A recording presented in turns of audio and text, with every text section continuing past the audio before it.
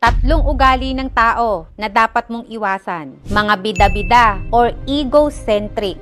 Sila yung mga taong feeling nila magagaling sila sa mga bagay-bagay kahit hindi mo naman tinatanong. Pineflex kahit hindi ka naman interesado. Meron pa yung mga taong ini-interrupt ang nagsasalita at ino-over-compliment ang sarili. Mga makikitid ang isip or close-minded. Sila yung mga taong tingin nila sa sarili nila. Lagi silang tama at dapat yung mga paraan nila ang nasusunod tapos hindi sila nakikinig sa suggestion ng iba. Mga taong defensive. Sila yung mga tao kahit mali na yung ginagawa, pinaglalaban pa rin at gawa pa ng gawa ng rason para hindi masisi sa mga pagkakamaling ginawa nila. Tandaan mo, may malaking epekto yan sa personal na pag-unlad mo. Huwag mong i-underestimate ang impluensya ng mga taong hinayaan mong makapasok sa buhay mo. Piliin mo lang yung mga taong may positive influence at iwasan mo ang mga taong may ugali na nagdadala ng negative energy sa'yo.